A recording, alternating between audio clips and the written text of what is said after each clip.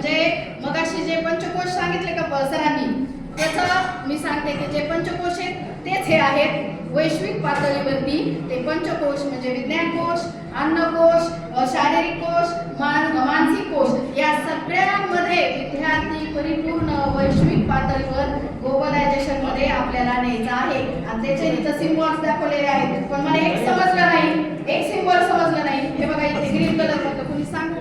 हे Takle sir, Khatavkar sir, याचा अर्थ काय सांगा बरं. कोकणे सर, येस येस कोकणे सर.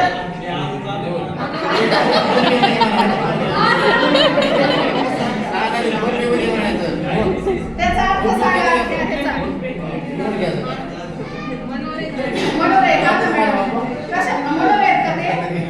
नाही, मनोरे सारखं दिसतंय. सांगा महिला लोक सांगा. मनोरे सारखं दिसते पण मनोरा नाही वाटत. त्याचा अर्थ काय? मी हा सर सांगा.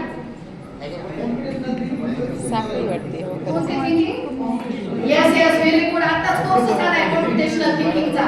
आणि त्या कॉम्प्युटेशनल थिंकिंग मी पण कोर्स केलाय बघा. आपल्यातल्या बऱ्याच जणांनी केला असेल. तर त्या कॉम्प्युटेशनल थिंकिंग मध्ये तो मुलगा आला पाहिजे. आणि बल्ब दाखवलाय. बल्ब कशासाठी असेल?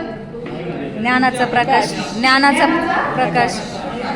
ज्ञानाचा प्रकाश म्हणता येईल का ह्याला बल्बला? नाही. त्याच्या माइंडचा बल्ब असेल तो? नाही. वैचारिक पातळी. थोड्या वेळा तुम्हाला काय वाटतं ते सांगा. नाही, तो बल्ब कशासाठी असेल पण? तुम्ही सांगा. इलेक्ट्रिसिटी, हां, ऊर्जा ऊर्जा व्यावसायिक पातळी, ऊर्जा, शक्ती. ऊर्जा बरोबर आहे. ऊर्जा.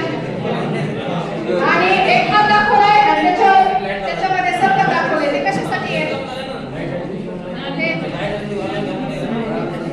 मुंडे सर, ते कशासाठी असेल?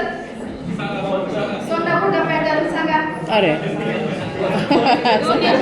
नाही, सोंडा खोटा पॅटर्न. नवोदयमध्ये मुलं येते तर मला हे अपेक्षित आहे. स्पर्धा परीक्षांमध्ये. स्पर्धा परीक्षेमध्ये. हां, हे तर काही डिफिकल्ट नाहीये. स्पर्धा परीक्षांमध्ये मुलांना उतरवणे.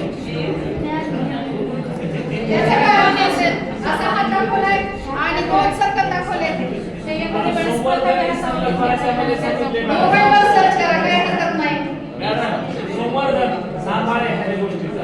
संभाळ करणे.